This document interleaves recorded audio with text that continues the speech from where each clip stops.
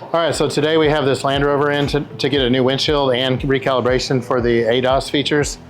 And so one of the first things we do is we pre-scan the system just to see what kind of faults it may have in case there's anything that we need to be alerted about that may not allow us to do the recalibration. So the module that controls the forward-facing camera on this windshield is IPMA. So we search through the recalibration pre-scan report to see if it shows any faults for that. And it does have something here.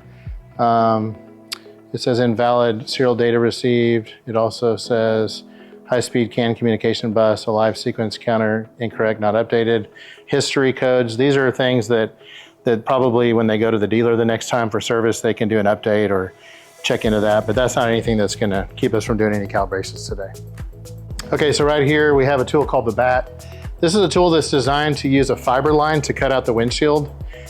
One big reason to use this tool over some of the older traditional tools is that it doesn't damage the paint. You don't run the risk of cutting or damaging the paint when you remove the windshield.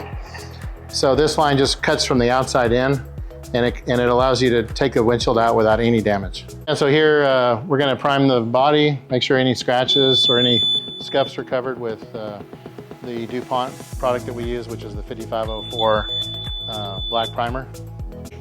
Okay, another part of the process is scuffing the frit with a melamine pad to get any contaminants off before we put the 5504 DuPont primer on the windshield.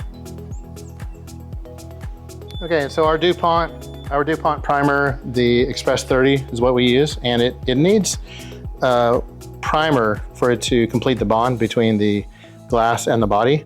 All right, so the product that we use, and especially for this Land Rover, is the Beta Seal Express 30. The main thing I like about it is that this will be safe to drive 30 minutes after we put the urethane on the car, set the windshield. Once it makes that bond, the time starts 30 minutes later. Once we're all done, we pull the car around, the customer can drive off safely. If they get in an accident, the passenger airbag, it will deploy, it will go to the windshield, it will not fall out. If it's not safe to drive in 30 minutes, then it pushes the windshield out. But instead, the airbag will hit the windshield and come back to the passenger's head, where it's designed to do its job to save them from injury.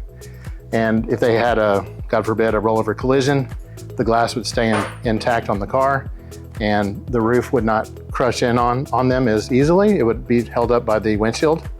And so it's very important. Along with that, it has high modulus, non-conductive properties, which means the high modulus has more rigidity, which allows it to not flex as much, which is good for the bonds and the seams of the vehicle over time.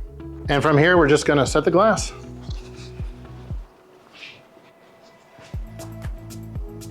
So now we're at the portion where we need to reinstall the rain sensor, the mirror, the camera system, the covers and all that back onto the inside portion of the windshield. And that's what Eli's doing right now. As you can see, the windshield is installed now. All the interior is put back together.